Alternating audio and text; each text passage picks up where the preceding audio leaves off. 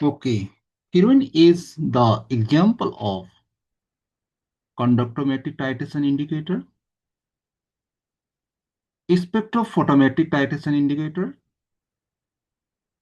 redox titration indicator, complexometric titration indicator.